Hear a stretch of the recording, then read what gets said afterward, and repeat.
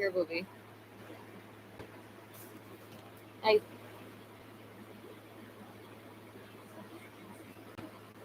You've been exiled to the outdoors. Because somebody's got a poo-poo butt.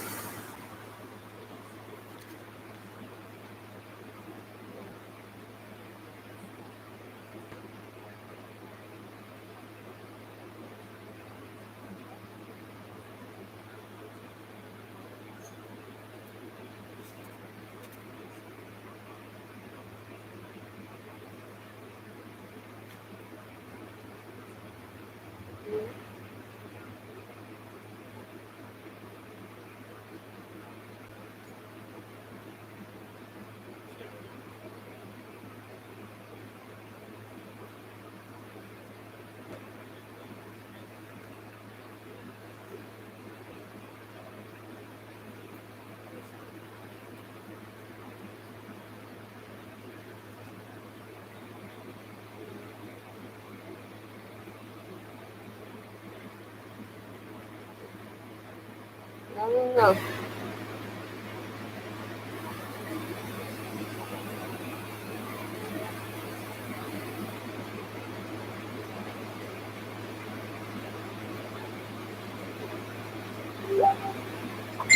Oh.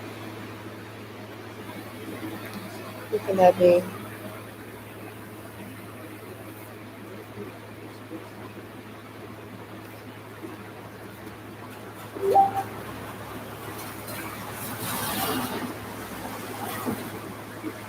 Oh, you dirty bitch.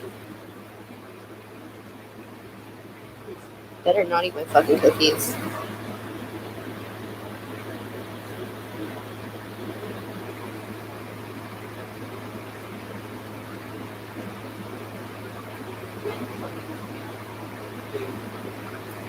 Okay. So. Oh my god. 12 years of learning like Quebec history. I know nothing about Quebec history. That is accurate. So.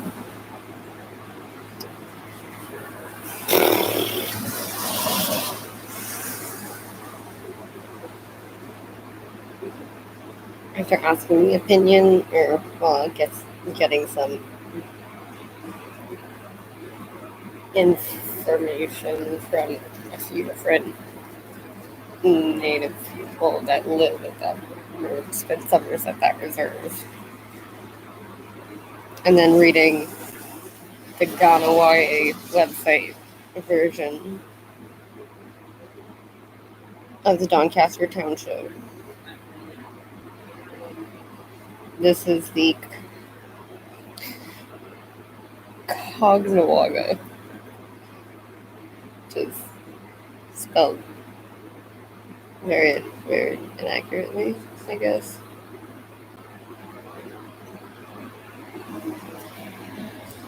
You fucking whore. Okay. Cognawaga Agency petition signed by the inhabitants of the Doncaster Township requesting the abolition of the Indian Reserve in the township. Oh, man. Library and Archives of Canada. Okay. I want to know. No.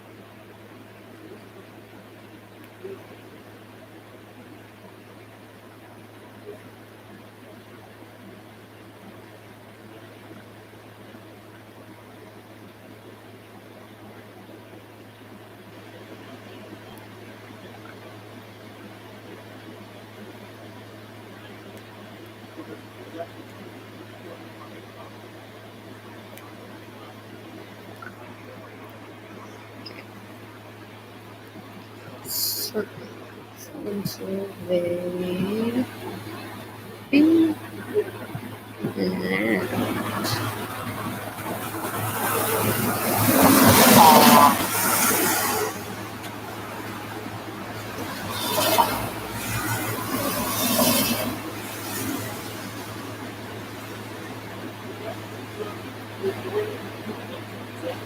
You are just outdoors.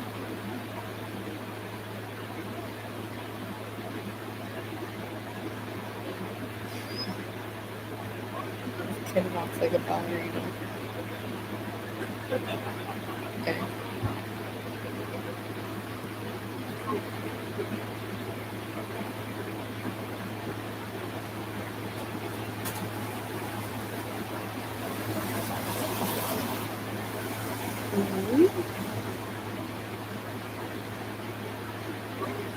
The technique, profession, art, and science of determining the terrestrial or three-dimensional positions of points and the distances and angles between them. Land surveying professional is called a land.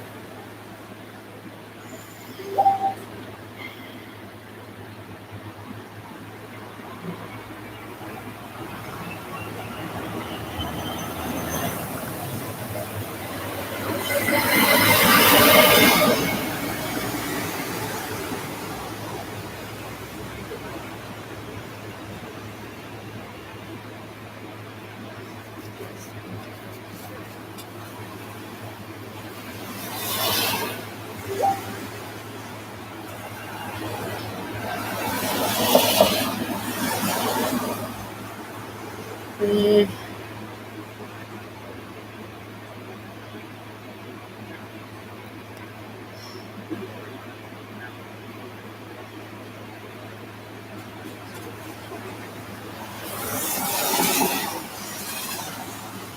Okay.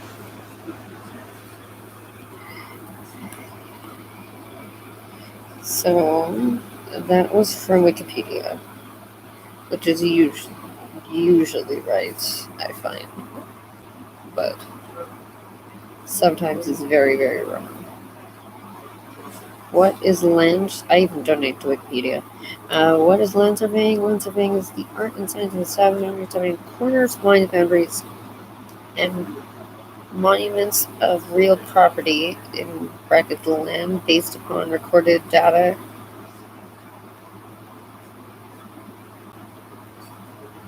A land survey defines the points on a piece of land and distances between them. It's crucial point during. Yeah, stay here, baby.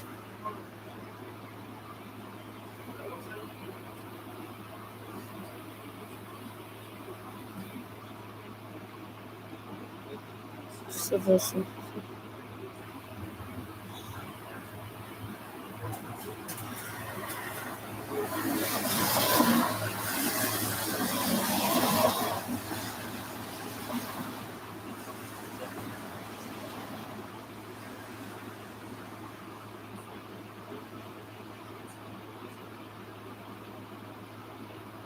Okay, so I guess it's one used to map and for geographical reasons, like of like I guess the dimensions of the planet and Earth. But I guess it is also used for claiming land.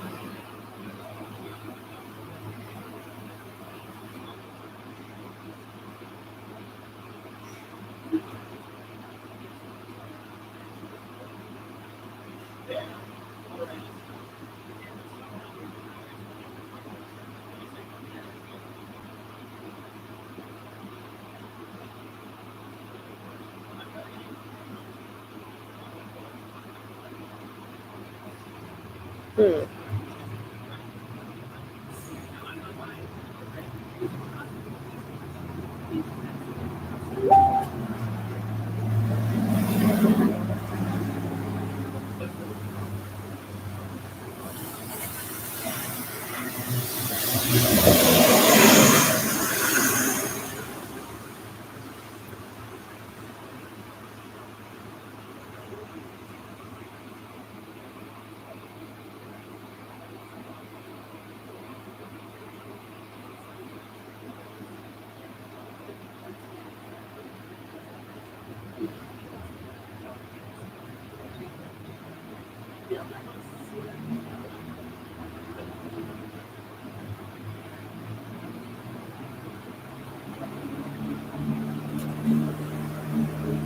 Hmm.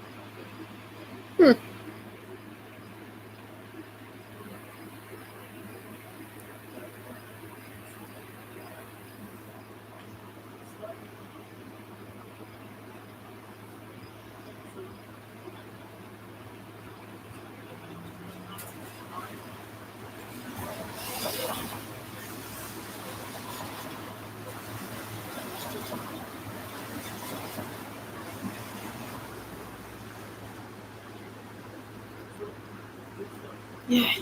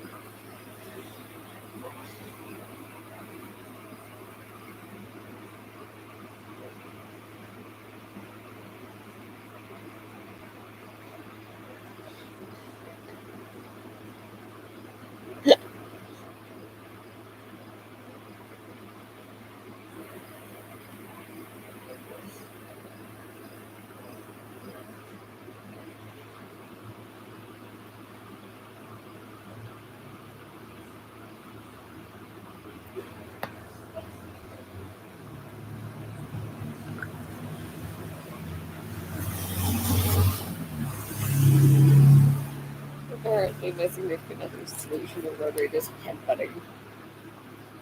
My favorite. Yep. Okay. She should be under the chair here.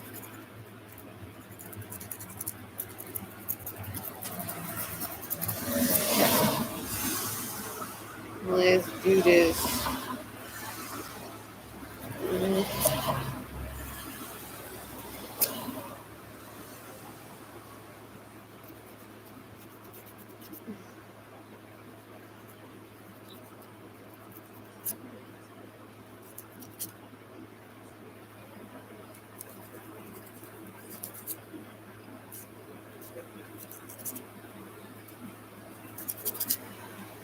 Oh, there's this one.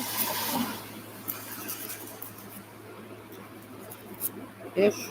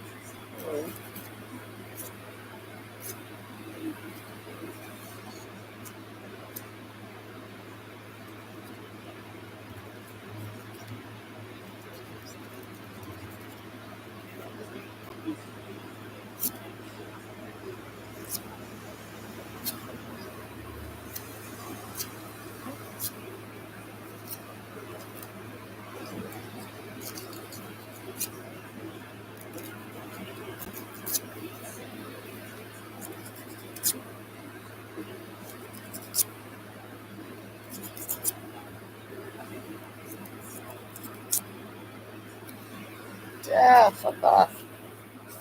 Okay, fine.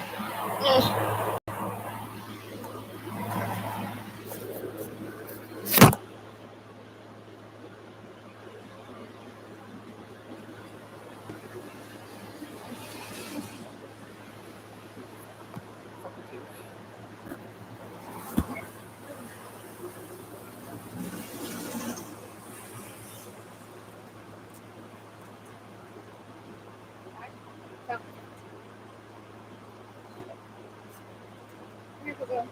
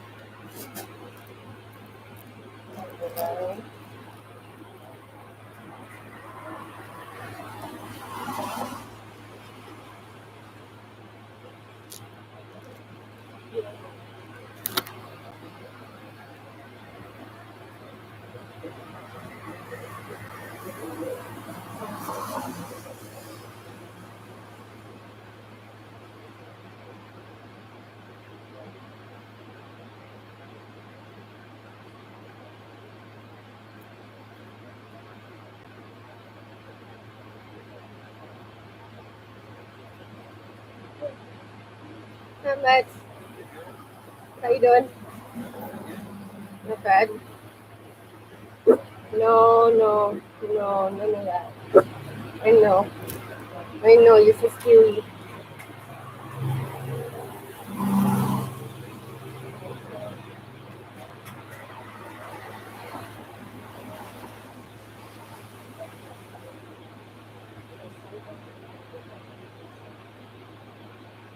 Want to say hi?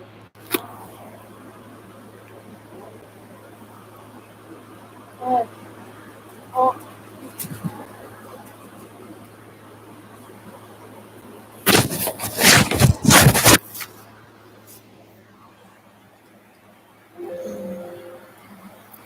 okay.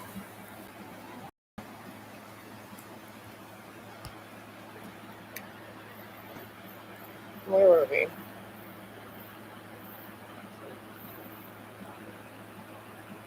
The dog is bad at night. This is wet.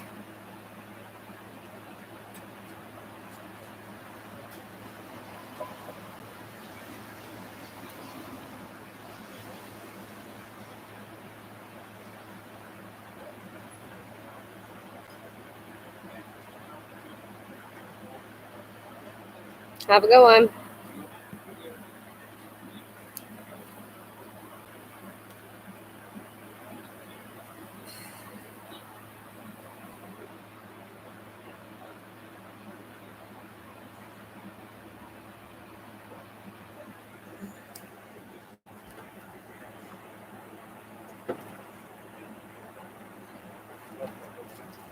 What?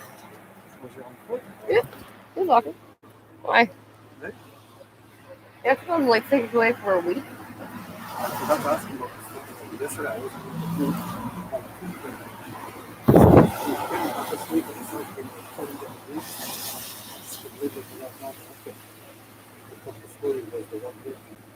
Oh, someone drove him.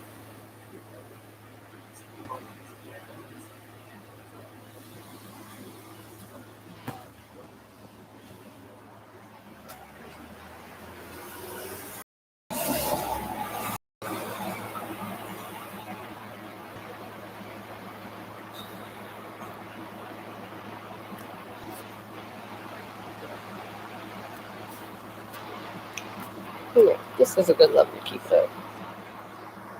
Okay.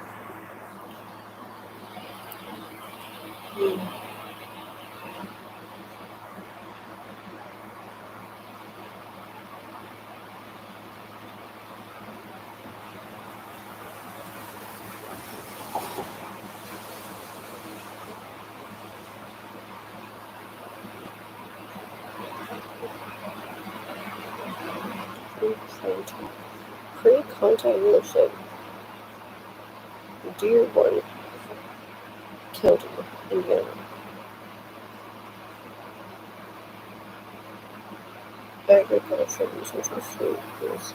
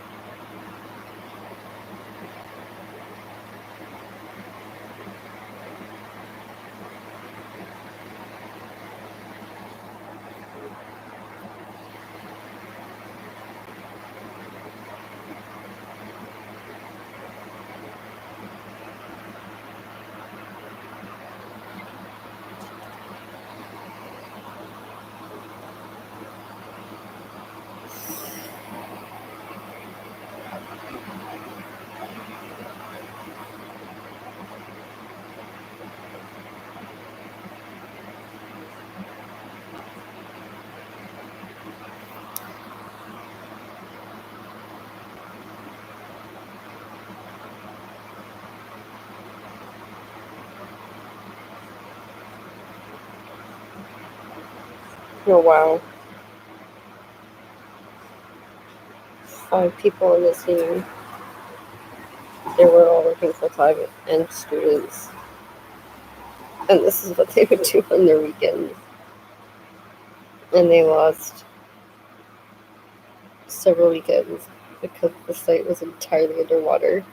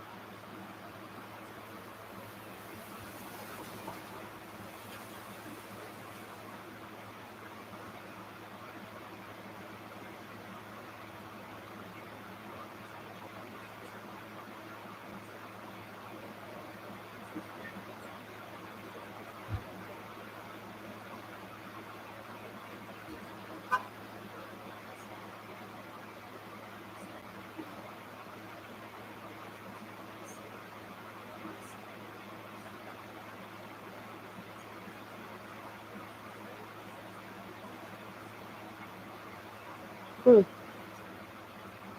No buildings on the Native American settlement and is thought to be a protective perimeter wall discovered by an earlier magnetic survey conducted by the ARA, which was able to uncover evidence of the settlement and to be able to help establish where the huts and the protective perimeter wall are in the land. Oh, cool.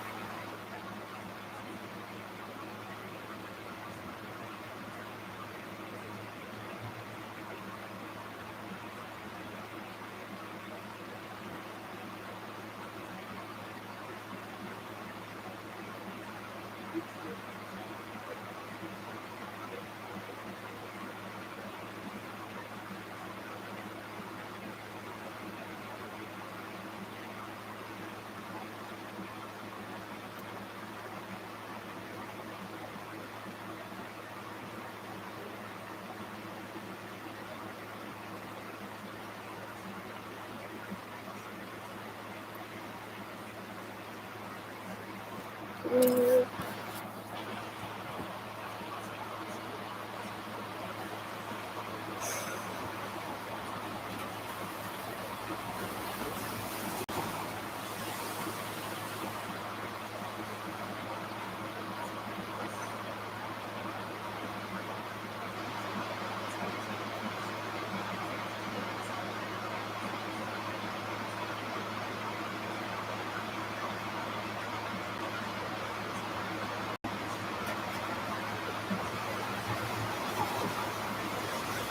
hmm,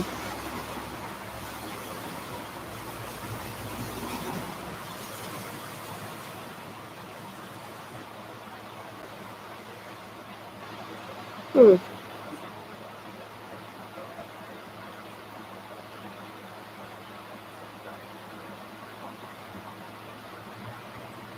hmm.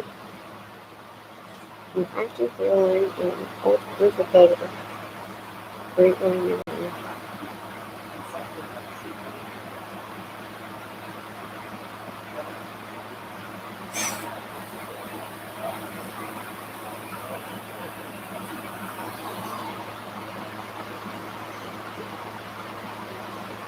Hmm.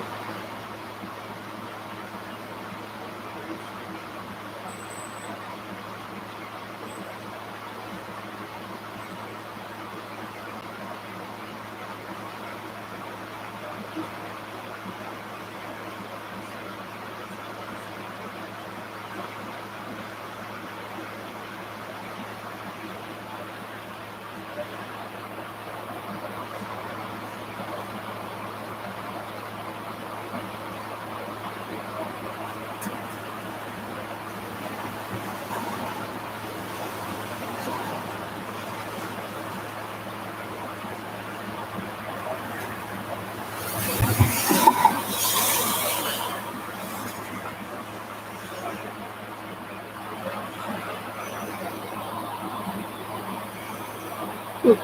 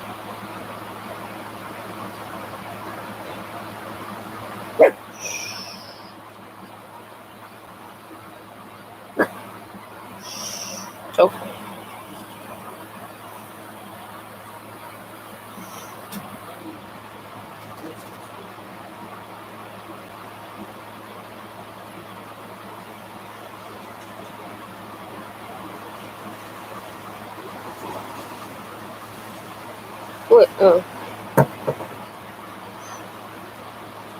What's wrong? Really?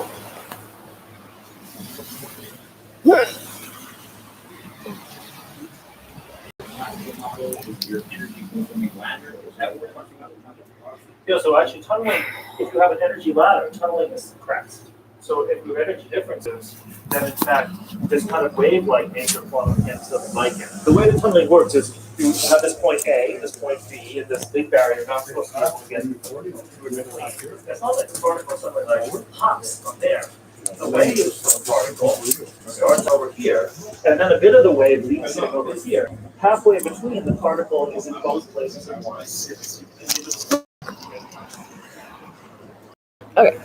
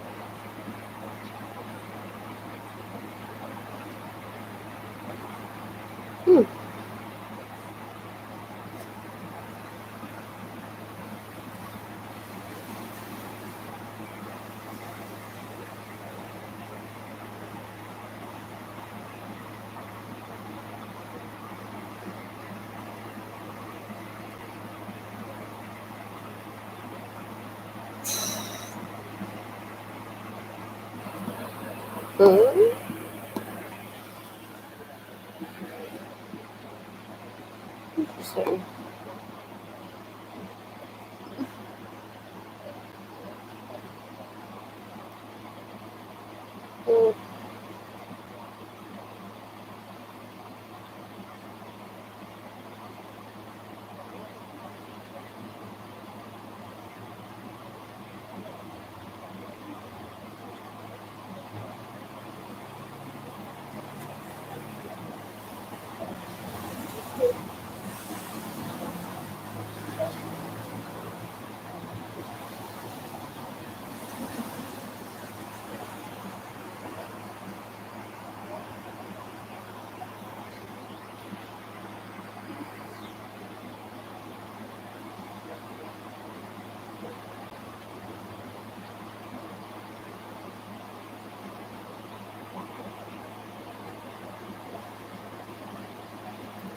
property survey confirms the property boundary lines and legal description that determines ownership and every but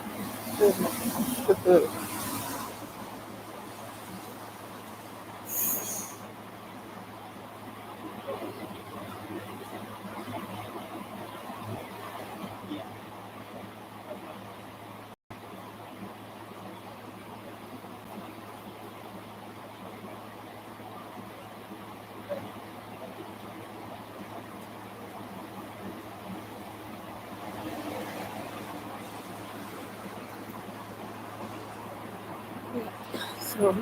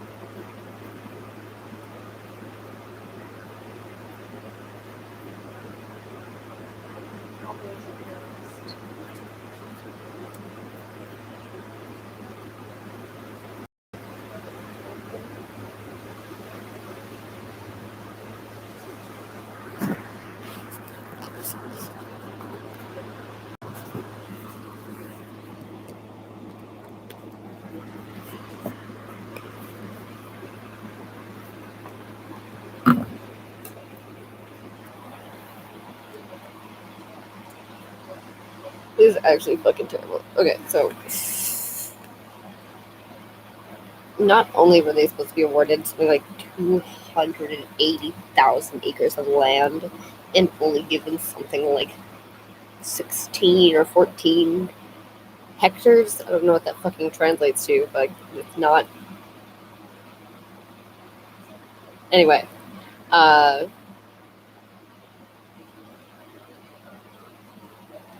1880, 1890, 16 European squatters were expelled by government who had to spend covering legal fees of $20,000 in order to put a term to it. 1889, a wood company did the same without any warrants. It took several years until Mohawks and/or the government to react. May 26, 1890, there was a petition signed in presence of priest Legenius, then in charge by some of them 43 inhabitants of the Doncaster township requesting abolition of the Mohawk Reserve in the township. In quotations, Honorable Sir, us the subsigned living in the Doncaster district are asking very humbly for you to use your utmost influence to make the savage reserve disappear from our district and to make a land survey. This reserve, which contains a large number of excellent lands proper to agriculture, located in the middle of occupied lands by a French-Canadian population annexed to our village, is observed as an anomaly. And all of them are hoping to see it disappear.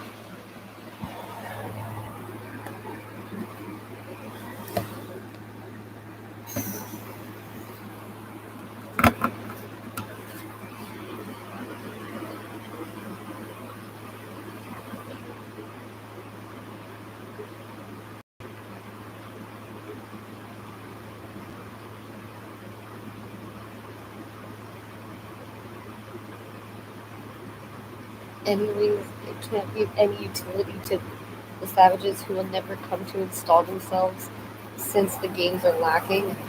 Also, the wood is being stolen from all sides. They are taking the wood, so the sooner it will be measured, fewer damages will be done. We are observing that the reserve of the township of Doncaster is a big obstacle to the colonization process in Halifax. Our municipality is suffering. Oh god.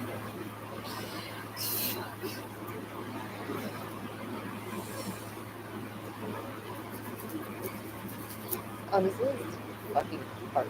Just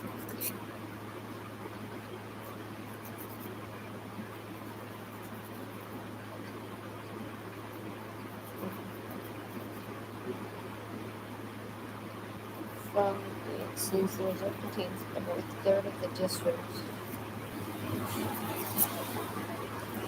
So for reasons on the sir, we hope that you will favorably discover our present and we won't stop praying.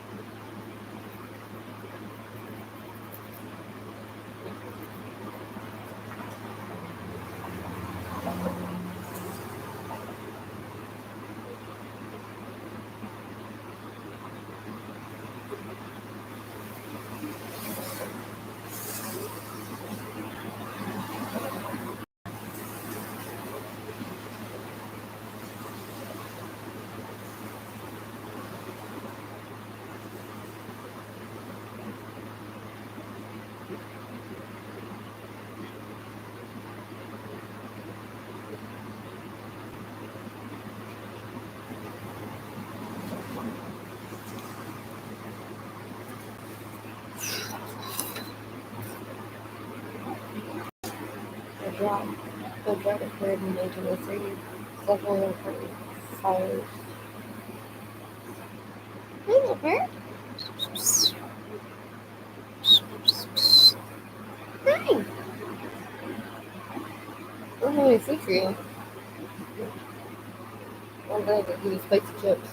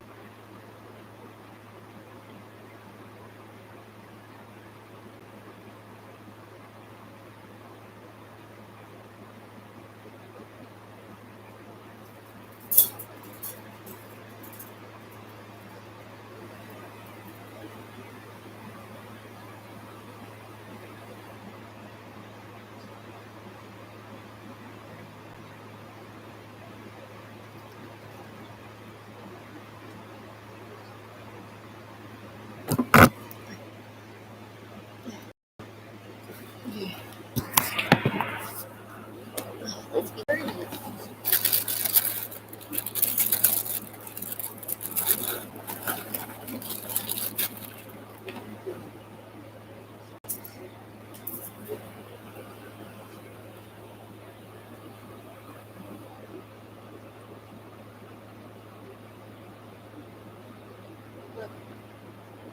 I'll throw your first up.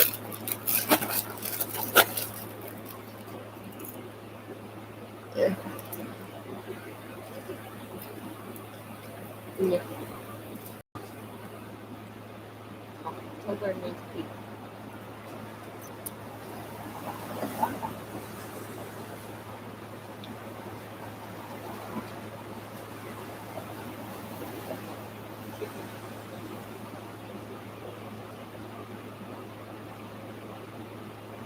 Okay.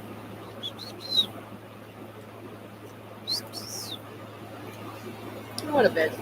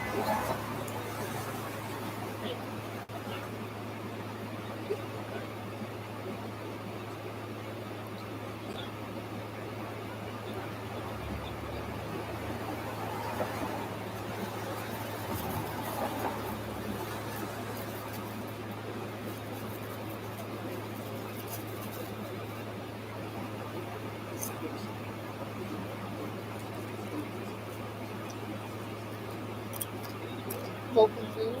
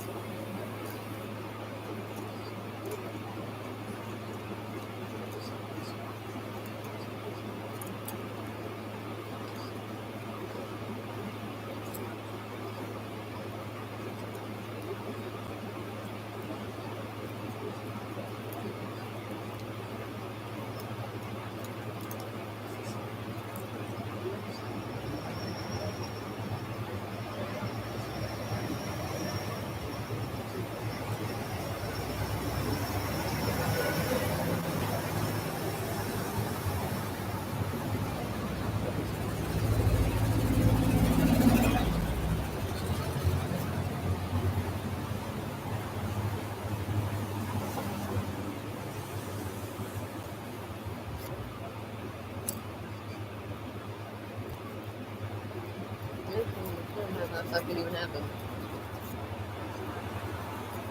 November 23rd, 1903. Several important fires took on scene feet and to drive. No house land perimeters were untouched. November 23rd, 1920.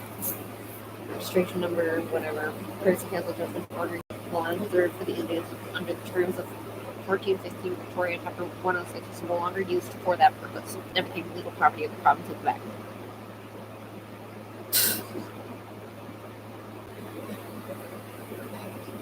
Can't take that. It's not yours. It's ours.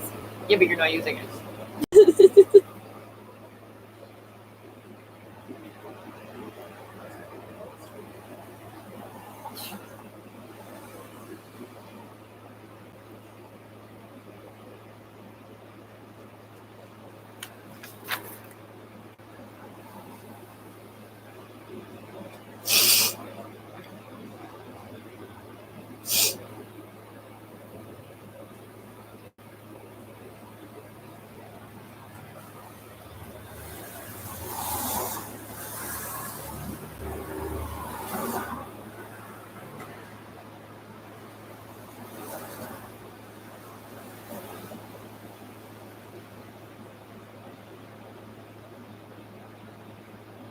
Oh shit.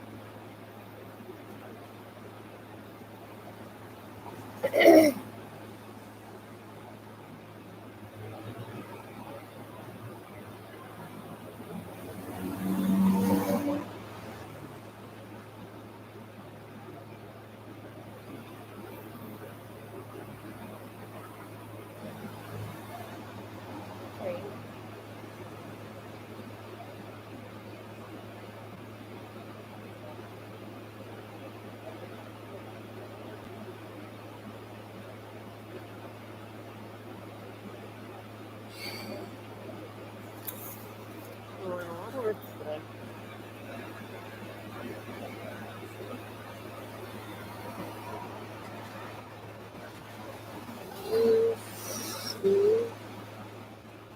Use of force.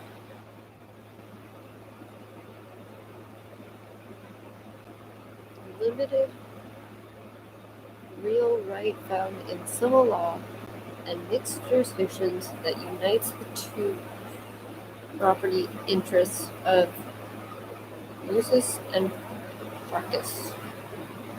Usus is the right to use or enjoy a thing possessed, directly and without altering it. The right to enjoy the use and advantages of another's property, short of the destruction or waste of its substance. Oh my god. Okay. But That feels like a made up word. Invasion, I guess. That probably would be a pretty good word.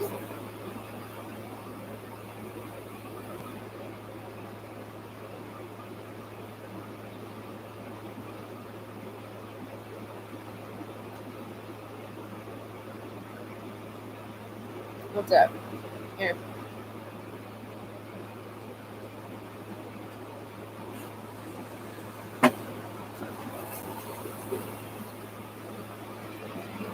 Provincial road from St. Lucie to St. Margaret, possibly Doncaster Reserve, closed after 1928, says Mohawks were not interested in any investing. Were no interested in investing any amounts of these matters. I don't know why.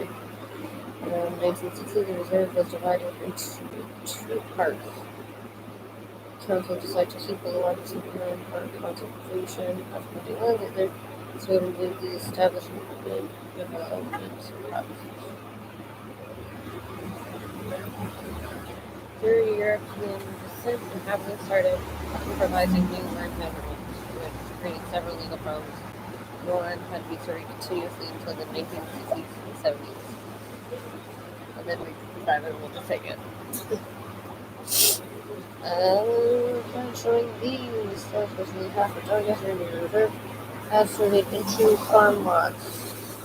According to the instructions received from the Department of Indian Affairs, dated the 5th November 1906, situated at St. Lucie, Terrebonne. This map shows the southern half part of the Indian Reserve Doncaster survey and farm lots according to the instructions from the Affairs. Locations at St. Lucie, Terrebonne's County PQ also locates at Silver Lakes, Cachet, La Dame, Double, La Grue, La Camp, Long, the Lamontagne, St. George's, Safe, Silvestri, Triangle, and Mersey Road.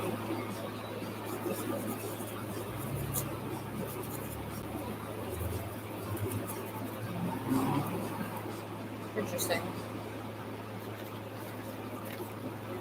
Available census. First potential census that could have brought information after beyond traces of they were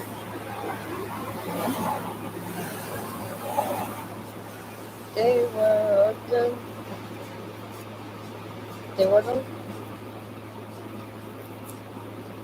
would have been the com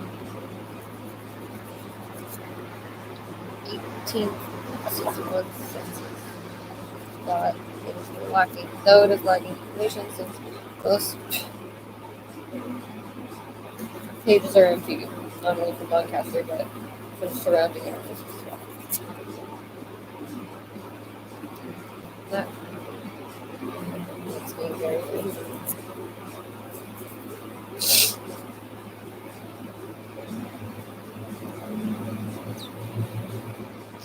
Spring of 1864, Edward was son created the village, and Lake got its name from his election of the son.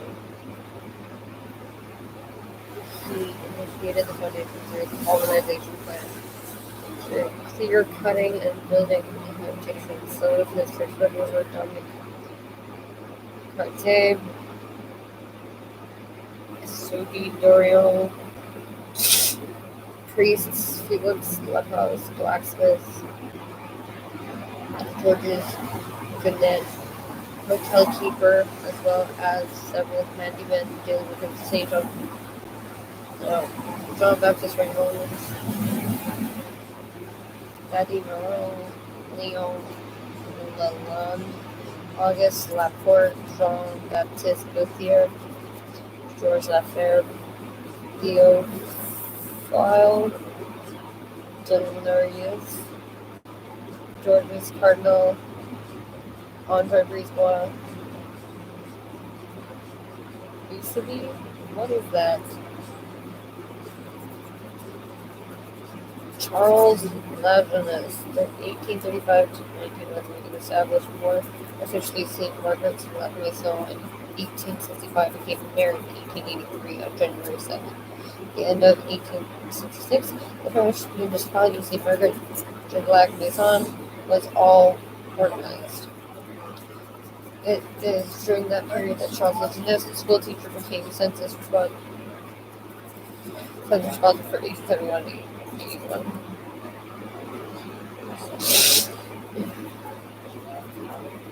Those concerned rocks are exposed in 1871, 1881, 1891, 1901, and 1929.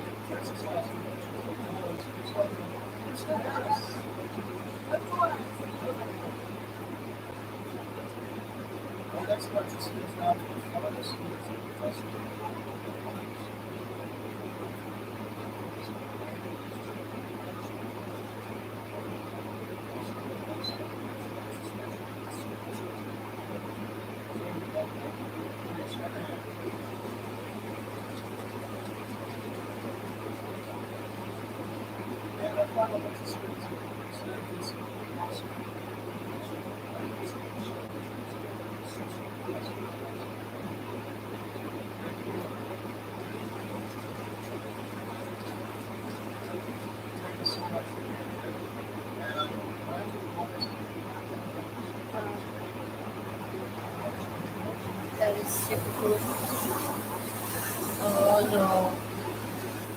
Oh my goodness! Look at your dress! Oh my god, this child that dresses me so hard.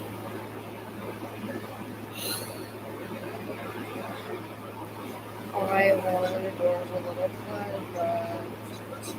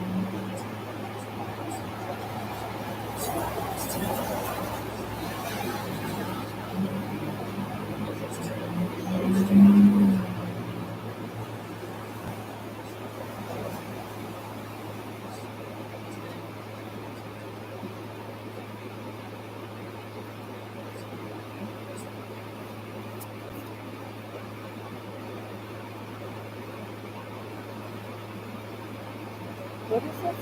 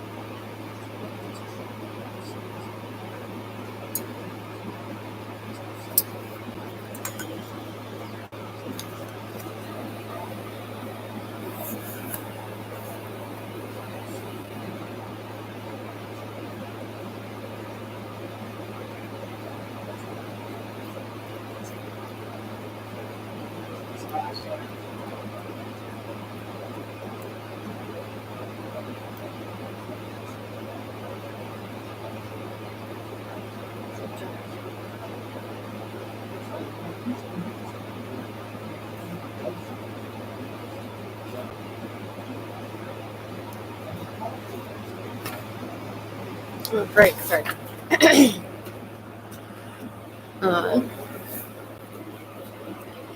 District, the Terpolis and Margaret Doncaster Township, 1821 census. So, districts of Terrebonne containing 47 pages of 20 lines for 20 people and ends with one last page with 14 people on it, making a population of 108. The only house family with people qualified as savages appear on 46, as the last house containing 8 people. Oliver Lucier, 60 years old, qualified as savage and farmer. His wife Angelique, 50, who had Baptist, 23, Theophil, 22, Oliver, 18, Margaret, 27, Philomene, 25, and Minith, 19. On page 47, the last member of his house family was Mathilde Lucier, 7 years old.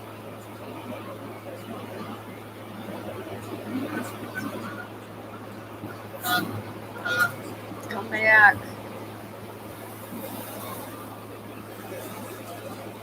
Don't go.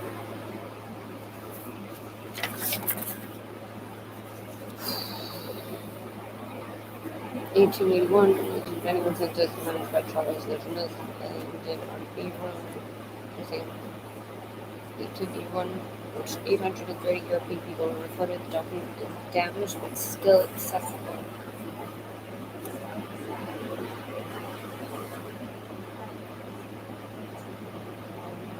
St. Lucie, Doncaster in 1891 census by Joseph Eugene Lamar.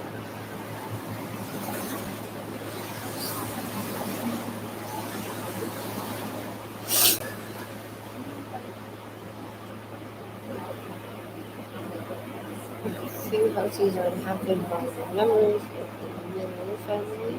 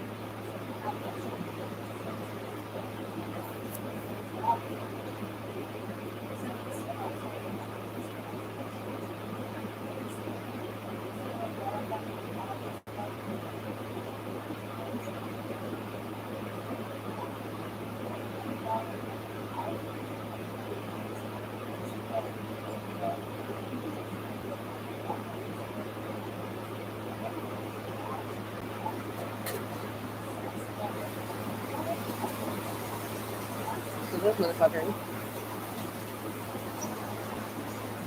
It contained 27 pages with 25 persons in each one page with 20 people, making a population of 695. Well, one Irish family, 2 English families, 49 from the USA. Never wrong.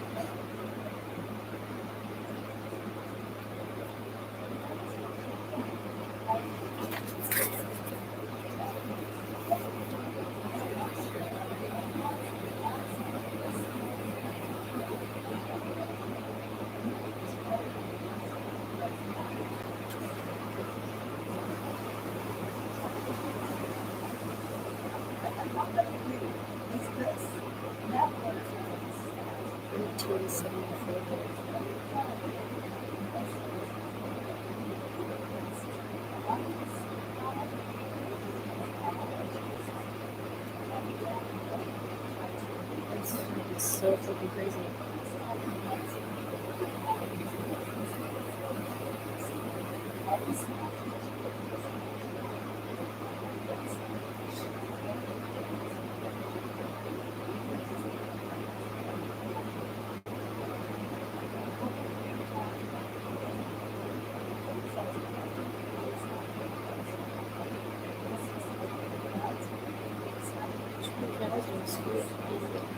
Still to work. Sit down on St. Margaret Drive.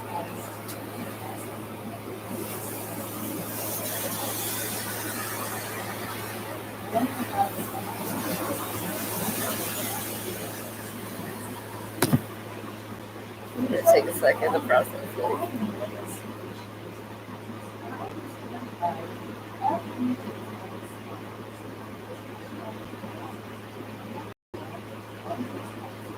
I think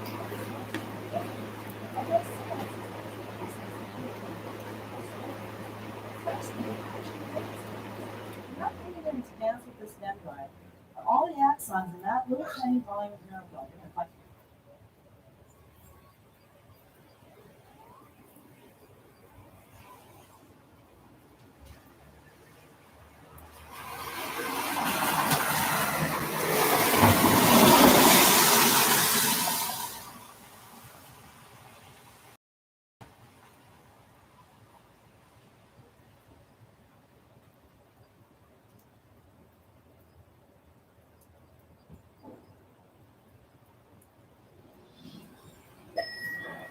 Qu'est-ce que je dois faire déjà pour utiliser l'échelle? You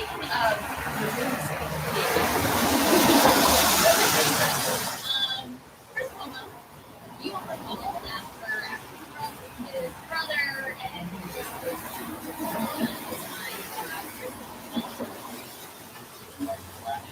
for a week. And actually, I have to say, the fact that then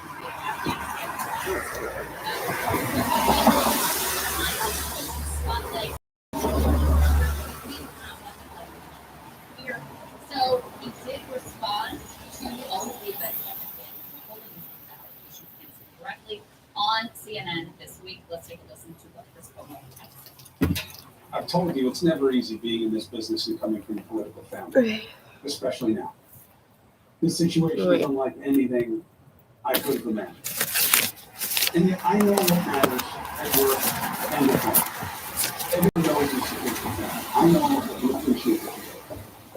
But you should also know I never covered my brother's troubles because I obviously have conflict.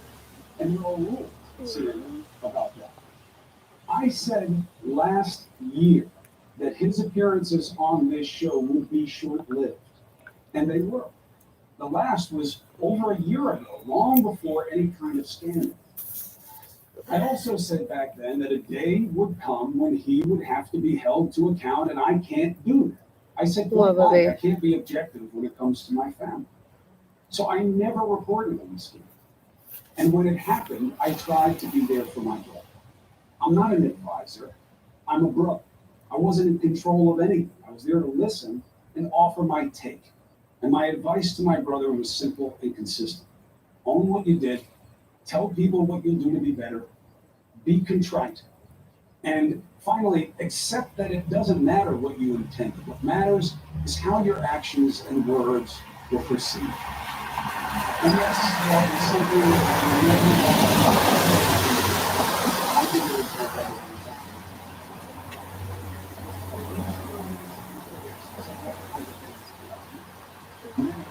unsupported. My position has never changed. I never misled anyone about the information I was delivering or not delivering on this program. I never attacked nor encouraged anyone to attack any woman who came forward. I never made calls to the press about my brother's situation. I never influenced or attempted to control CNN's coverage of my family. And as you know, back in May, when I was told to no longer communicate with my brother's aides in any group meetings, I acknowledged it was a mistake. I apologized to my colleagues, and I stopped. I feel sorry. There's so much going on here. First of all, I want to tackle, I'm not an advisor, I'm a brother. Okay? And he says, oh, some of these allegations are untrustworthy. We have the Attorney General report that includes an email that you drafted for him. Drafted a literal statement. Drafted a statement for your brother, who you were clearly advising in a political sense, basically being unrepentant about the allegations that were coming out around sexual harassment and ultimately some allegations also of sexual assault. assault. So the idea, and it wasn't like they were talking about it over Sunday. He was on calls regularly and repeatedly. That's the other thing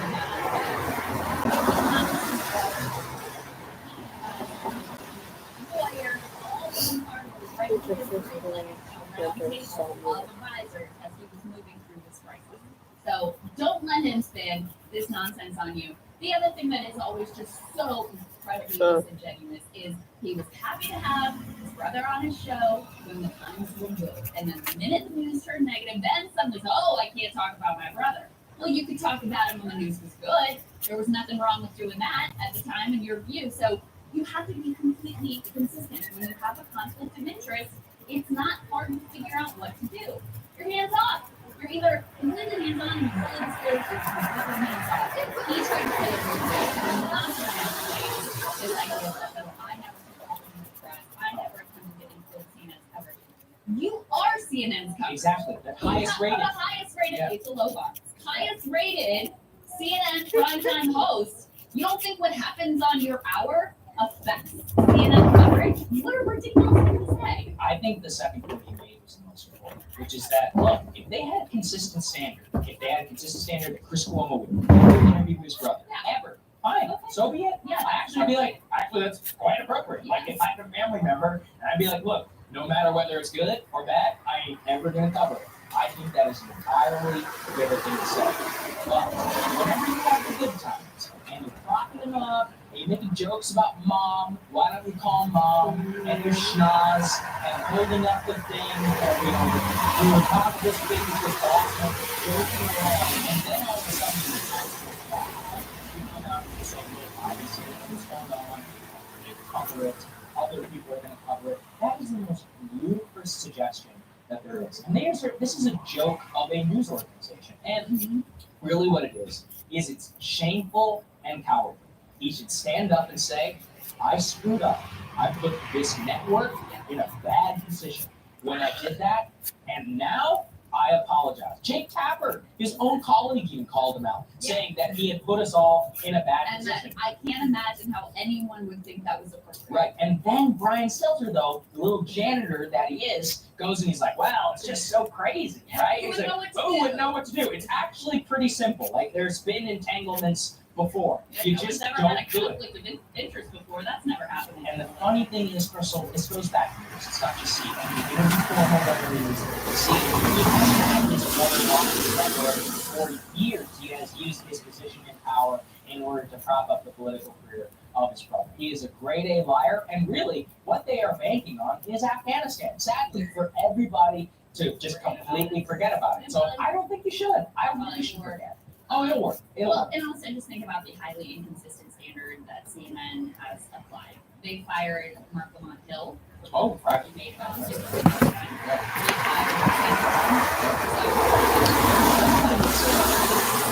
he made his speech about Native Americans and this dude. He's not fired. He's not even punished. He's not censored. He's not taken off the air. He doesn't even have to apologize. Nothing in the way of any sort of punishment or accountability here. It just tells you like what they're it's just naked. He's they want to do whatever he wants. Next time he's, the brother makes a political comeback and he's back in the news, he's gonna do the same shit all over again. Clearly he doesn't think anything he did, well, whether or not he thinks it's wrong is beside the point. He wouldn't change a thing. That's what comes out of this little statement. Yeah, no. It shows that not only would they not change anything, that they would do it all over again, that they're not sorry. But I think what's worse is Robbie the Williams. CNN audience doesn't care. And actually, that's the part that makes me the most sad, which is that there are so many millions of people who are just so bought into the tribal warfare and the partisanship on all of this that they're willing to just forgive what really should be the unforgivable, and they're not willing to hold the people that give them the news to the standard that they should be. And that's actually probably the saddest part of this whole thing. Yeah. So he's going to get away with it. As long as he's here, then.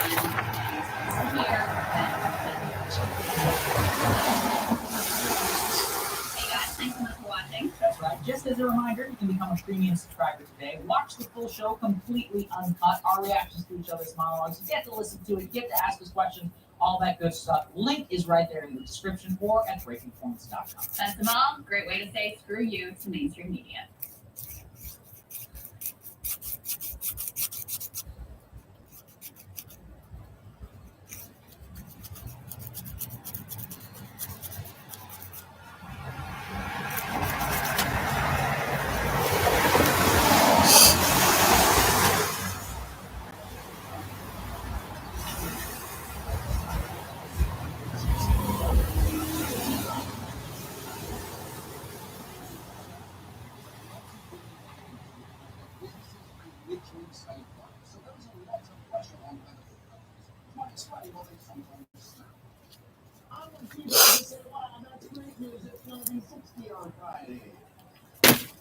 Well, I'm the only one to do it, Mommy. I'll put something every day next time. There's some minutes and 1720s. Feels like 19, or feels like 70.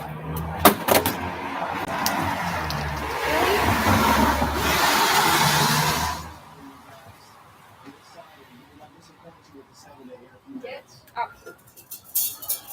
I honestly wish all local news was delivered like that. A gas station got robbed, that's not my fucking fault.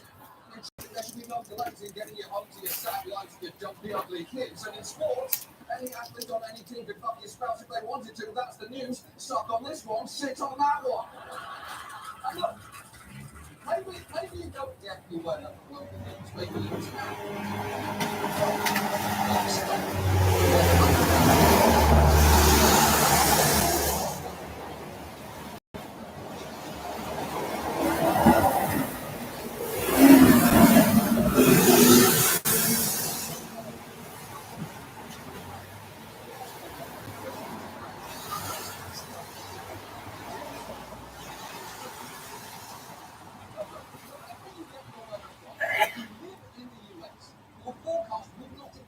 without the natural weather source. It's a subset of its parent agency.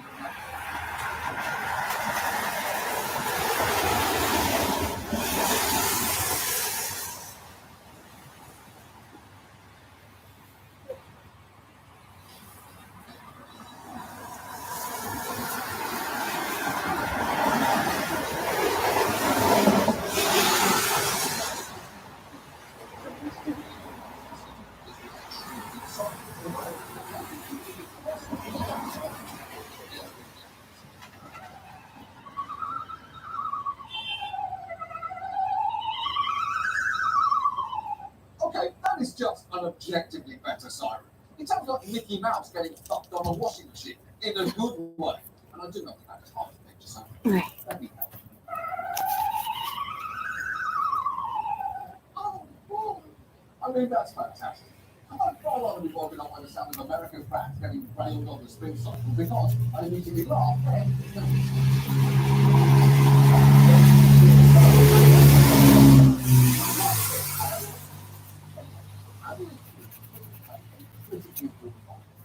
So there's no problem. During the height of the pandemic last year, they were among those who got an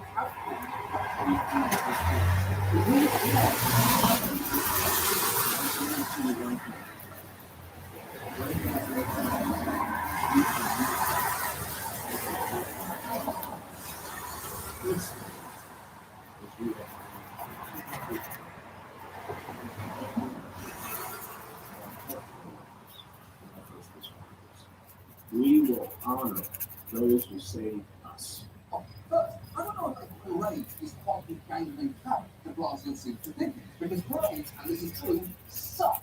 They are now the parade. You go on approximately 4 hours too long. The only good thing about the Thanksgiving Day parade is see which country singer gets to lip sync next to the Jolly Green Giant's dick.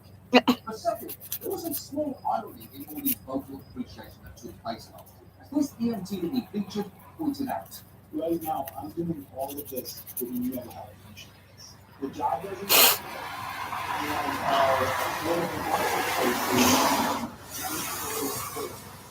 If I get sick and okay, I go get tested positive, I can't go to the hospital. You know, people come out and they show us the support, and I love it. I've eaten so much pizza in the last 2 weeks. It's been great. I don't need pizza. I need to be able to pay my bills. Right. People clapping and giving pizza in appreciation was very nice. But on the surface, everything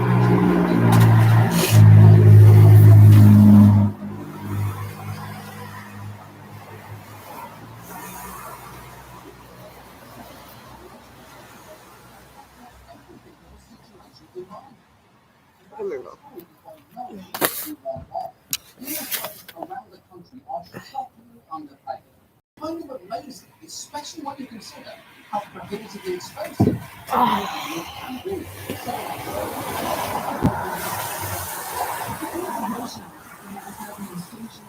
These passengers step off the crowded train. Surveillance video shows the moment her legs dropped into the gap, trapping her between the train and the platform as other commuters watch the train. Oh, the model. From the scene, she begged no one call an ambulance. It's $3,000. I can't afford that. Wow. It is a pretty strong indictment of our current healthcare system. But that woman's main concern was getting crushed financially, even while she was getting crushed physically. So given that, Sorry, we I have just saw your injured people. text. No, it's okay. Want them now or Oh, no. was it for later? No, whenever you go out. Oh. Tonight, let's take a look The at motorboat begins. Hey? how they function. He's faking it. I know he's cold. It's faking like it. 1,000 degrees out here. I know. He just wants attention. Pasta azul, huh? Yeah, yeah. He just wants attention. You're gonna give yourself a fucking heart attack or a hurt attack. Do you have an idea of just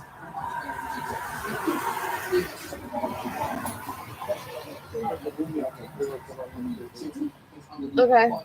umbrella, but it's a separate division and supplemented by private companies. In Pittsburgh, it's a freestanding municipal department of its own and in rural Wyoming, it is mostly provided by volunteer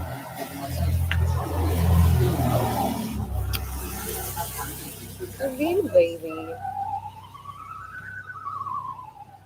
The very fact our sirens could sound like a Puccini aria Being such a baby. and yet we choose for that not to be the case makes us a bunch of fucking idiots. But all of this is to say, if you've seen one EMS setup, you've seen exactly one EMS setup. And one reason for this is that there is no single federal agency overseeing and supporting EMS in the same way that, for instance, fire departments have the US Fire Administration. And the frustrating thing is, it didn't have to be this way. Back in 1973, Congress enacted the EMS Systems Act, which created a new program to help develop regional EMS systems, something that was badly needed. Prior to that, ambulance services were also provided by the to transport a human body.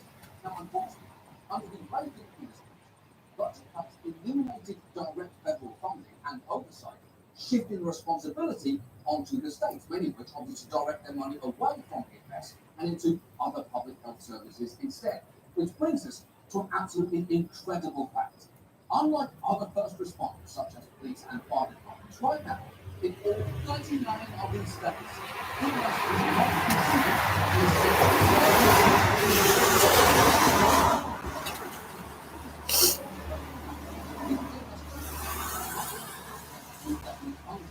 This is a huge deal. And if this is surprising news to you, you are not alone. Just look at this Utah State Representative.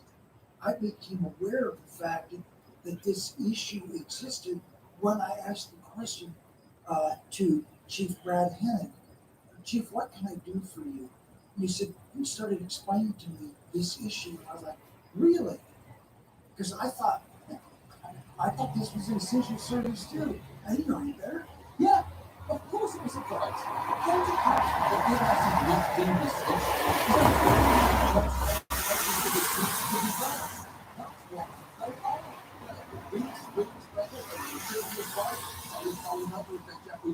They're fucking birds. I didn't realize anyone was even disputing that. EMS providers can be so strapped for cash, especially in rural areas, that they have to fundraise for themselves. Do a quick search on GoFundMe right now, and you will find multiple outlets trying to raise money for equipment, gear, and updated ambulances. And you know our healthcare system is fucked up when patients and providers are relying on the same crowdfunding platform. Some people even do fundraising stuff for their local EMS. This guy doing it all of their plans for $1,000, or this DJ doing it all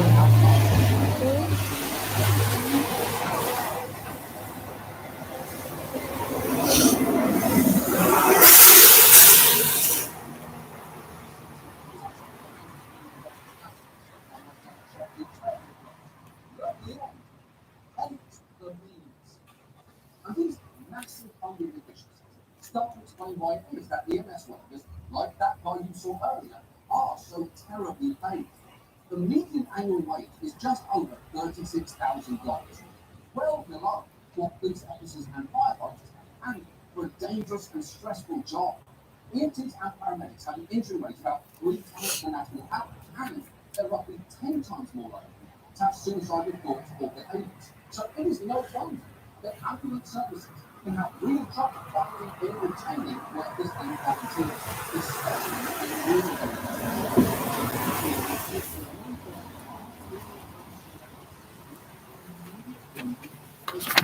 In rural modern Mississippi, no one remembers the last time they haven't had a doctor. The ambulance is the community safety net. We are literally one person away from closing. It was one of our EMTs, one of our care providers. We will not look at shutting down, closing our doors. That is terrible. No workplace should be in danger of shutting down because it loses one person.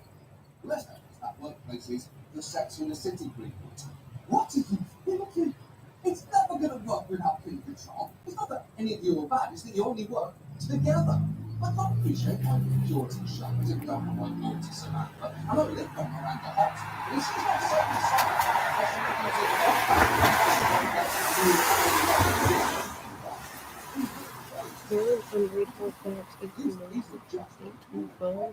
some big city services are stretched to breaking point too. Take Chicago, where its business is operating like a fire department. Both workers and city officials have been paying for years that not enough resources have been allocated to EMS, leading to an ambulance shortage. And while the fire department says its fleet meets the needs of residents, a local news investigation found some pretty harrowing stories. One analysis of 700,000 medical 911 calls found in 19% of them, it took an ambulance more than 7 minutes to get to the scene. Sometimes there just isn't one. Wow, we are out of ambulances. That is just not something you want to hear. I think we all know, when you call an ambulance, you want it to show up like that. What's wrong? Oh, no, I'm sorry, George. I'm sorry. I'm going to listen to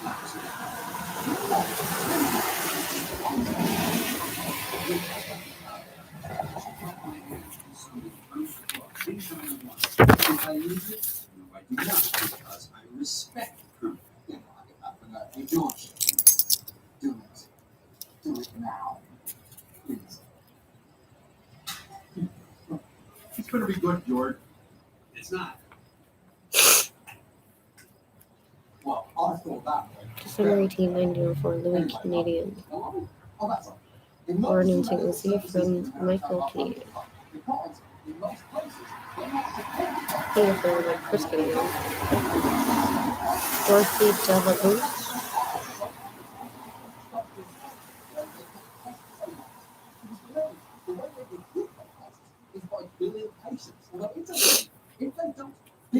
No way. It was a priest that wrote Canadian instead of Canadian. Transport to a hospital. Godfather. You can get called 1,000 times a year and only transport 750 patients. Jean 250 calls. Fitz Laurent.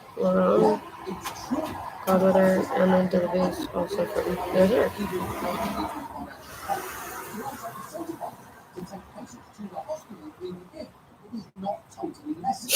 Which makes no sense.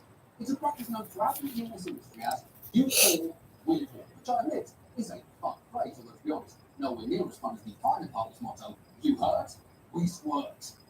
And EMS's funding structure doesn't just serve providers poorly, it serves patients poorly too. Because right now, patients and their insurance reimbursements are most EMS outfits' primary funding sources, which is just not a good situation for either side. Some patients have Medicare and Medicaid, and by law, EMS providers are required to accept their reimbursement rate despite many saying they are set too low. But for patients with private insurance, the fact is, EMSs are not required to accept that at all.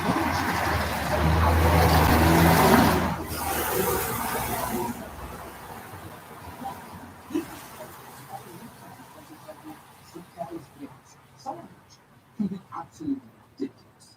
Baby Sawyer just couldn't wait to enter the world. King Rowena's water broke a week before he was due. She and husband Daniel raced to settle Roseville. When the emergency room inside, Katie screamed from the stop the car. Don't push me, don't push. She went like this, And I push, and then up.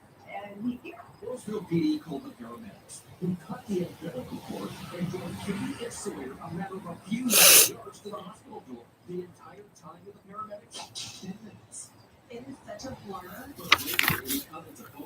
January 22nd, 1905, Marie Margaret LaRon was born.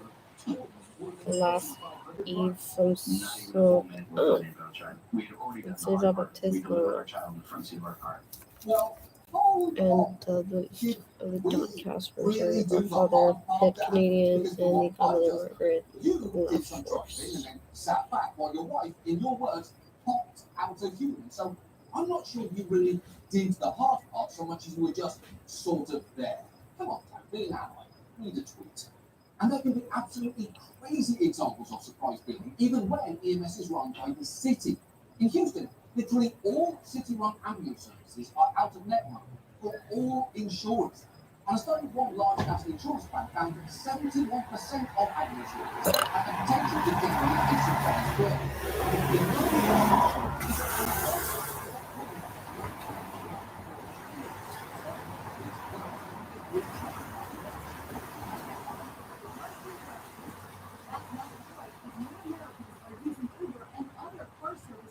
To get to the emergency room. 42-year-old Senate magazine writer Chandra Steele did it. What were your symptoms? I had some internal bleeding. I had internal bleeding. I We was took an Uber to the hospital. hospital. Emergency room doctor Robert Blatter of Lennoxville Hospital in New York says Uber ER as if the nickname is not a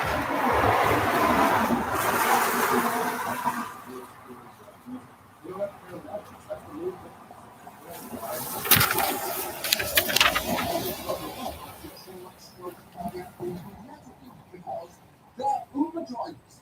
The ones they have are tiny water bottles you're afraid to drink from and in charge of the Samsung phone you do not own. So, to read, instead of all of us paying a little bit all the time for ambulances, we have a system where some of us pay an awful lot all at once when we have a terrible emergency. If you're thinking, how could this possibly get any worse or all top businesses are also people that currently private companies represent about 25% of all ambulance providers. And many of them are owned by private equity firms who've been acquiring distressed local ambulance providers for decades now. Remember that baby who got a bill for being born? That came from a private for-profit company, American Medical Response. They are probably the largest ambulance company in the US and are owned by one of the country's largest private equity firms. And when a private equity firm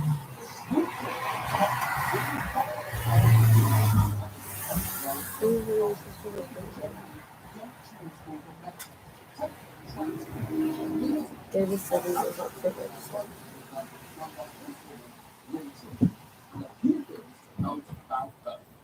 Aside from serving who can only be described as lifestyle icons are Wayne Newton and a Ferrero Rocher candy, Lynn Tilton is a self-described poet, already one of the biggest red flags imaginable. We looked, and one of the only things close to poetry we could find from her was this Instagram post. I am a woman of strength, nothing can break my spirit. I am wild and free, I am a warrior of light, I am me. Which feels less like real poetry, more like someone with a concussion trying to remember cashew nuts. Lynn Tilton was also the star of the sadly cancelled reality series Diva of Distress, where she portrayed herself as a savior of troubled families with inspirational moments like this. One of the things we do is we all commit. So I'm going to ask you all to commit with me that we will not stop until we have achieved our goal. I commit. Come back! No pussies in my mill! She seems great. And Lynn Tilton certainly knows how to instill a sense of courage in those around her. It reminds me of that famous FDR quote, the only thing we have to fear is pussies in my mill. And Tilton tries to break what we think is true.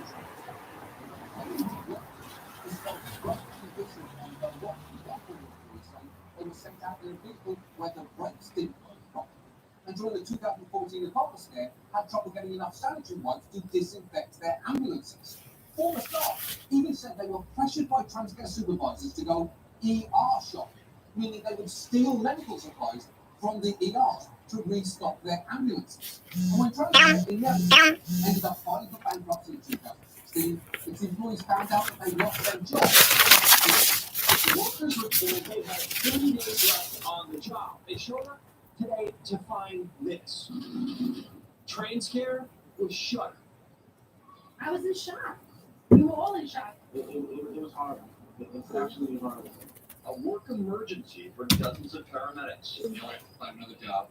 I have another side job supporting me right now, currently, but that doesn't pay the bills. Last night we were told, see you tomorrow. What? Have a good night. Well, that's fucked up. There are some businesses who assume I disappear overnight, like a kids' lemonade stand or any Circuit City in the late 2000s. Incidentally, they all became kingdoms of obstacle tables and loose batteries governed by rats. And that's absolutely fine, but it is not great when what's disappearing is a community's life-saving medical service. And it is not just that Transcare owns it.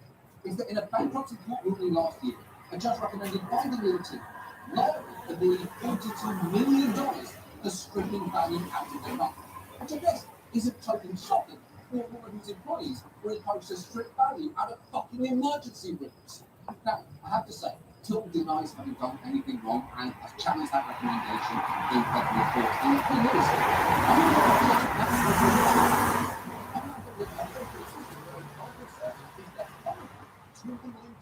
of the world. So, what can we do about this? Well, as I've said before, ideally we'll transition to a Medicare for all approach, but that doesn't seem to be in the cards right now. And in the meantime, there are smaller things that we could and should do.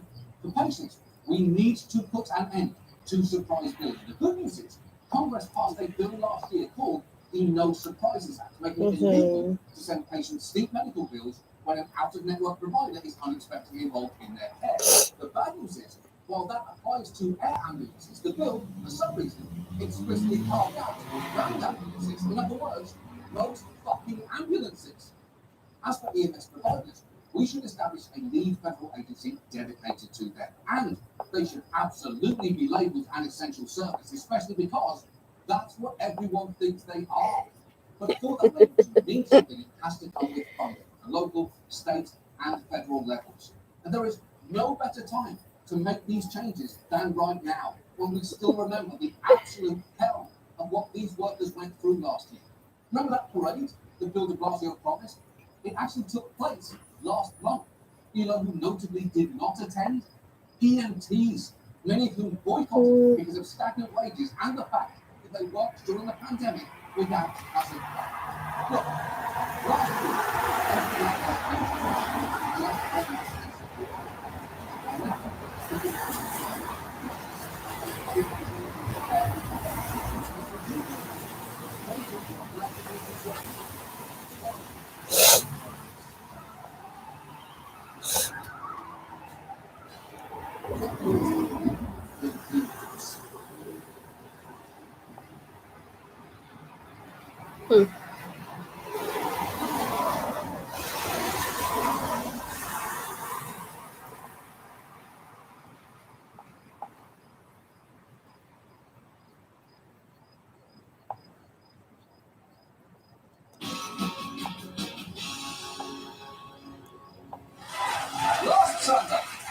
last Sunday, one of the weirdest annual events on television took place yet again.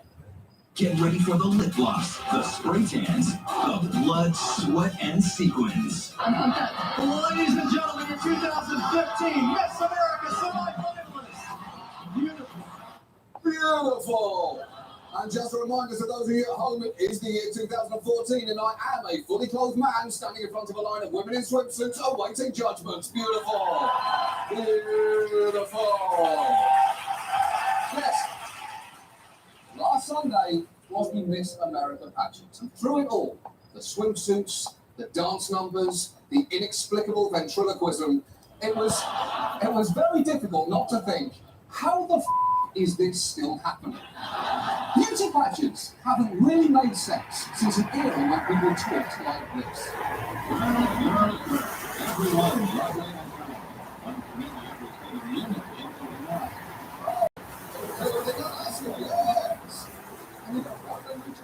Because Alaska had only just become a state back then.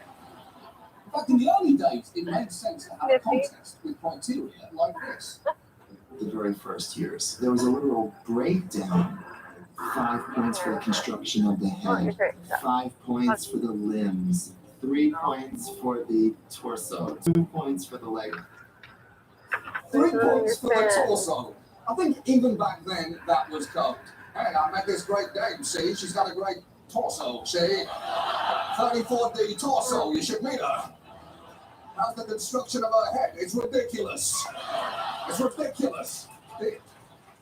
But the only time that beauty pageants are relevant nowadays, whenever someone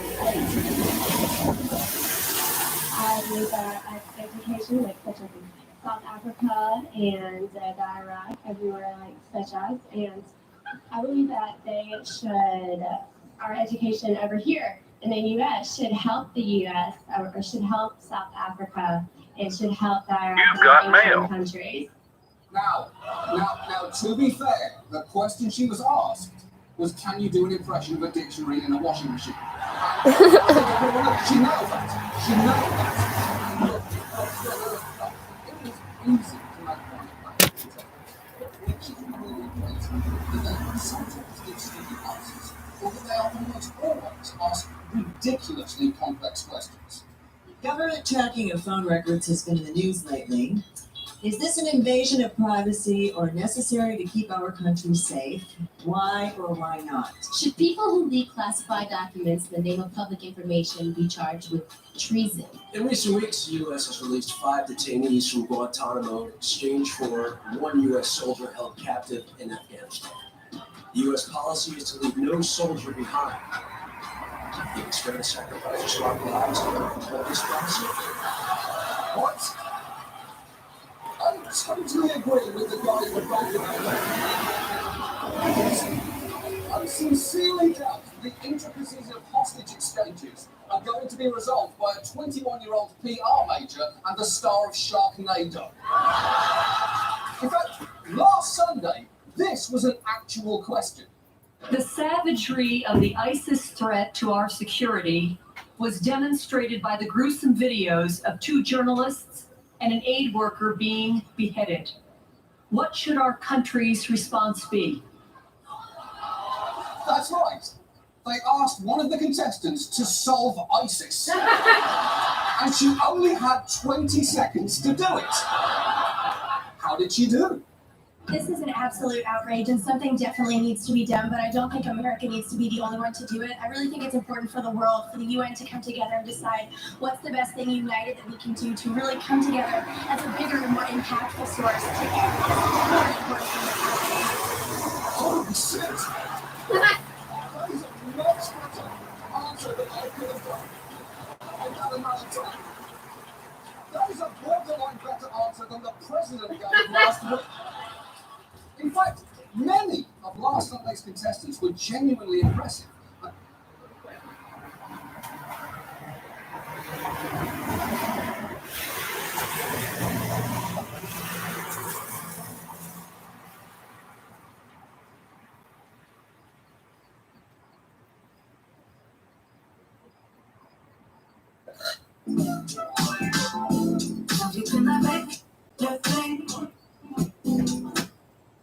Well, speaking of something where people should be asking a whole lot of questions, there's some pretty big news that has been coming out. We already brought you that the Biden administration is going to be recommending booster shots for all Americans.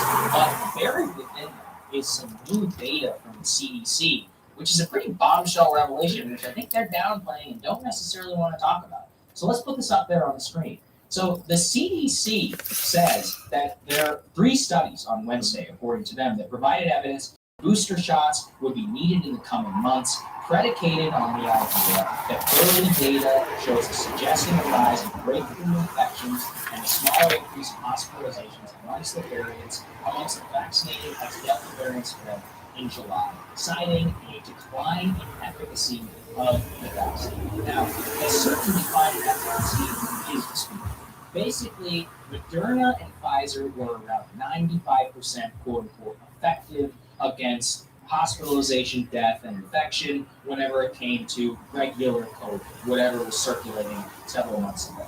Now, it's somewhere in the like 70-ish type percentile. Obviously, the Delta in between there, that's thousands, millions of people if they get infected, so it matters. But there's a lot of questions that surround this, which is that they have said they have no guidance currently on booster shots for people who have Johnson & Johnson. But get this, Johnson & Johnson was already only 70-something% effective.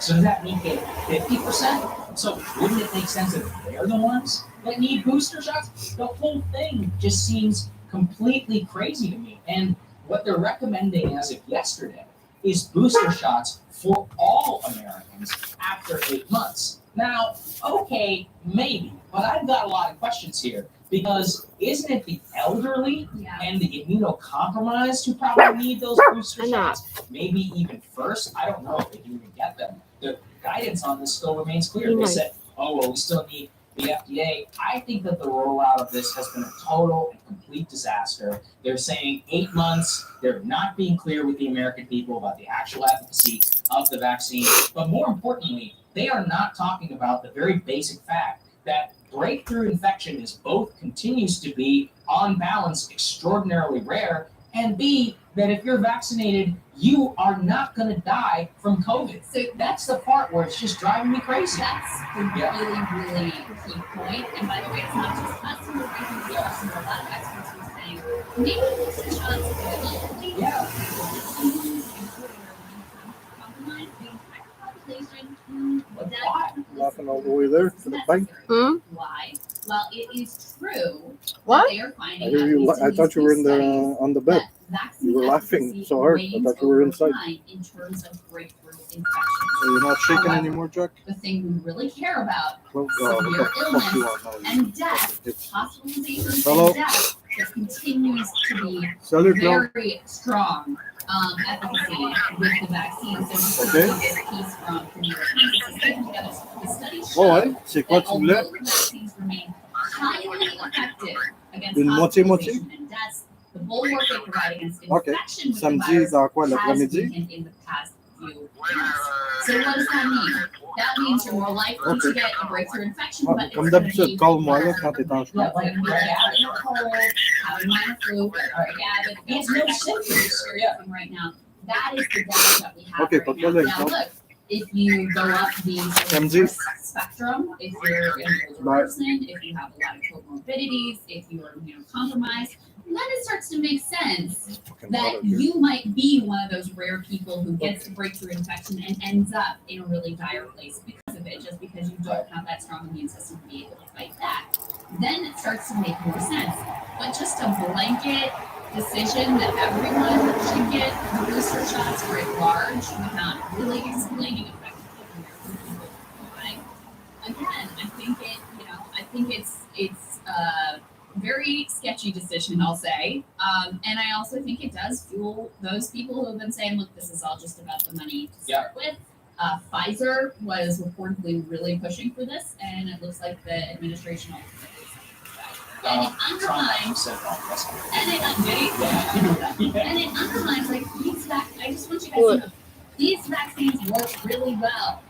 Yes, there are breakthrough infections in rare cases, and that is apparently increasing over time as the vaccine efficacy on that particular front wanes. But in terms of the critical piece is the vaccines work really, really well. So that's like the key point that people need to keep in mind. Yeah, and that matters most for the elderly. Now, look, data out of Israel is pretty good. If you're elderly and you watch the show, I recommend that you get a booster shot. 86% effective in preventing infection amongst elderly, according to the new Israeli data. That looks pretty good to me, but I can't tell you, Crystal, about how many people who are vaccine hesitant have been joking and creating memes around booster shots for months, being like, oh, when does it end? And look, they're not wrong. I mean, when does it end? What does it mean? How long does the efficacy last? Why are we focused purely on efficacy of breakthrough infection? Why are we not focused on the efficacy of hospitalization